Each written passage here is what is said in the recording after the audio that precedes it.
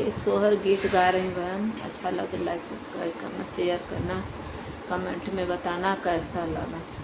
ससुरे से निकले तिरियावा नैहरवा के जानी ना हो। वहीनी ससुरे से निकले तिरियावा नैहरवा के जाले ना हो। बहिनी घर में से निकर मैया सुहागिन डेमड़िया धैले ठाड़ी ना हो।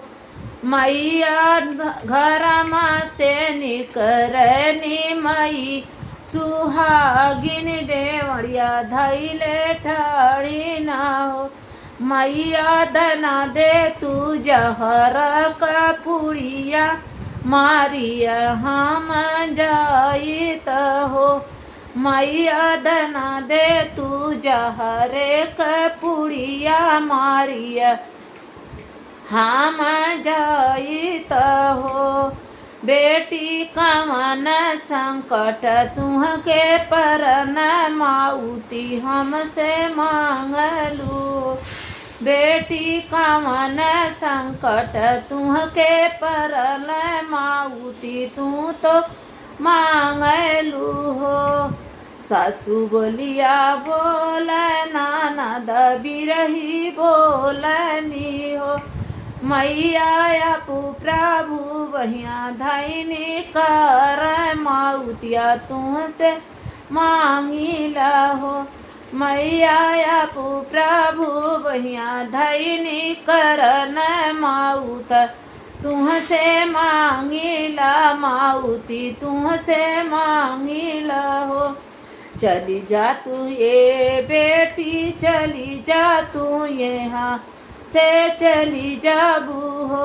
बेटी तू हर परिह परी छहिया बहुआ हमारी बजिन हुई है हो। बेटी तू हर परिह परी छहिया बहुआ हमारी बजिन हुई है हो। एक बाना गईले दूसरे बाना अब तीसरे बाना हो। बहिनी तीसरे में नग फूफू करला हो। बहिनी तीसरे में नग फूफू करला हो। नाग हम के डांसिए तू ही ले त्या माउतिया हमारी होती नी हो। नाग हम के डांसिए तू ही ले त्या माउत हमारी होती नी हो। तिरिया कवन संकट तुहके परल माउती तू तो मांगलू हो।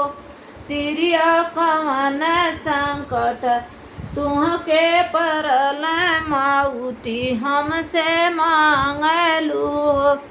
सासू बोलिया बोल ननद बिरही बोलली ना गायपू प्रभु बहिया धैनी कर माउतिया तुहसे मांगिला माउत तुहसे मांगिला हो। ना गायपू प्रभु बहिया धैनी कर माउतिया तुहसे मांगिला हो। चली जा तू ये तिरिया चली जा तू यहाँ से चली जाबू हो। तिरिया तू हरो तो परिह परी छहिया नागिनिया हमारी बचिन हुई है हो। तिरिया परी जई है तुहरी परी छहिया नागिनिया हमारी बजिन हुई है हो। एक बाना गईले दूसरे बाना अवरो तीसरे बाना हो। एक बाना गईले दूसरे बाना अवरु तीसरे बाना हो। बहिनी तीसरे में गंगा मार लीला हरियाना हो। गंगा मैया एक बार मर तुला हरी या मारिया हम जयतिनी हो। गंगा मैया एक बार मरत्युला हरी, या मारिया हम जयतिनी हो। बेटी का मन संकट तू है परलय, माउती तू तो मांगलू हो। बेटी का मन संकट तू के परलय, माउती तू तो मांगलू हो। गंगा मैया सासू बोलिया बोले ननद बिरही, बोले ननद बिरही बोलली। गंगा मैया प्रभु बहिया धैनी, करे माउतिया तुहसे मांगिला हो। गंगा मैया प्रभु बहिया धैनी, करे माउतिया तुहसे मांगिला हो। जा तू ये बेटी जाऊ तू अपने ससुरे घर, अपने सजन घर हो। जा तू ये बेटी जाऊ तू अपने ससुरे घर, अपने सजन घर हो। बेटी आजू के नमाए महीनावा होरिला वा जनमली है हो।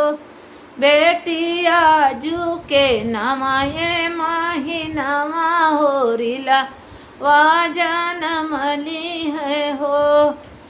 तभी नैया पहा फटत होरिला जनम ले लय हो। बहने बजला गयन धन बधई, उठन लागई सोहर हो। बहने बजला गयन धन बधई, या उठन लागई सोहर हो।